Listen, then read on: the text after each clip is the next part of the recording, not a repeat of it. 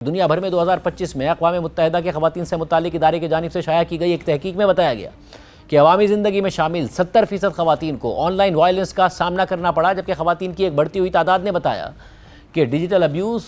کے اثرات on line دنیا سے نکل کر فزیکل حملے، تعقب اور دھمکیوں کی صورت میں حقیقی زندگی تک پہنچ گئے ہیں۔ خواتین صحافیوں کے لیے آن لائن ہراسمنٹ اور حملوں کے درمیان تعلق صرف 5 سال میں دگنے سے بھی زیادہ ہو گیا ہے۔ ساتھ ہی آرٹیفیشل انٹیلیجنس کے بڑھتے ہوئے استعمال نے ان خطرات کو مزید بڑھا دیا ہے۔ تقریباً ہر 4 میں سے ایک خاتون نے اے آئی کے ذریعے ہونے والی بدسلوکی کا سامنا کرنے کی اطلاع دی، جس میں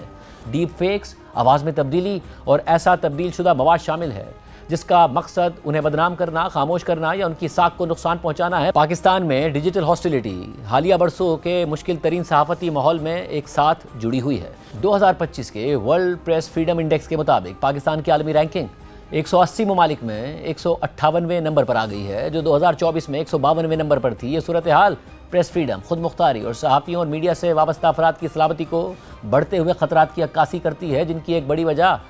prevention of electronic crimes act 2016 یعنی پیکا کا غلط استعمال ہے۔ یہ انتہائی تشویشناک رینکنگز ایسے ماحول میں کوئی حیران کن بات نہیں ہے جہاں 2024 میں 17 سالہ کانٹینٹ کریٹر ثنا یوسف کو شادی کی پیشکش ٹھکرانے پر قتل کر دیا گیا۔ ڈیجیٹل رائٹس فاؤنڈیشن کی جانب سے سوشل میڈیا پلیٹ فارمز پر تبصروں کا جائزہ لینے والی کیس سٹڈی کے مطابق اس کیس میں کامنٹس میں یہ تاثر دیا گیا کہ مقتول ثنا یوسف کی سوشل میڈیا پر موجودگی خود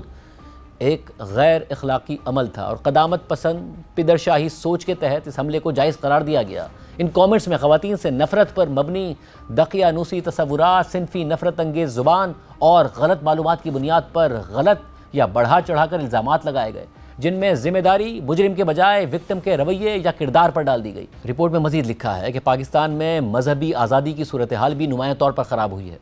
جہاں سوشل میڈیا پلیٹ فارمز کو معمول کے مطابق فرقہ وارانہ بیانیے، نفرت انگیز پوسٹ اور اقلیتی برادریوں کو نشانہ بنانے والے جھوٹے الزامات پھیلانے کے لیے استعمال کیا جاتا ہے۔ یہ ڈیجیٹل طریقے صرف آن لائن دنیا تک محدود نہیں ہیں، بلکہ اکثر مذہبی اقلیتوں کے خلاف حقیقی زندگی میں ہجوم کے تشدد، دھمکیوں اور امتیازی سلوک کو بھی ہوا دیتے ہیں۔ اقلیتی گروپس کے افراد کو آن لائن ہیٹ سپیچ کے مسلسل خطرے کی وجہ سے ڈیجیٹل اور عام زندگی میں آزادانہ اور محفوظ طریقے سے حصہ لینے میں مشکلات کا سامنا ہے۔ پاکستان میں ٹرانسجینڈرز اور مختلف صنفی شناخت رکھنے والے افراد کو بھی ٹیکنالوجی کے ذریعے ہونے والی ایسی بدسلوکی کا سامنا ہے جو اکثر انتہائی ذاتی نوعیت کی ہوتی ہے۔ انہیں خاص طور پر نشانہ بنایا جاتا ہے اور یہ تیزی سے حقیقی زندگی میں خطرے میں تبدیل ہو سکتی ہے۔ مثال کے طور پر پشاور میں ایک ٹرانسجینڈر کی فیک آئی ڈی بنا کر اجنبی لوگوں سے پیسے مانگے گئے، جس کے نتیجے میں اسے دھمکیاں ملی اور ایک شخص ہتھیار لے کر اس کے گھر تک پہنچ گیا۔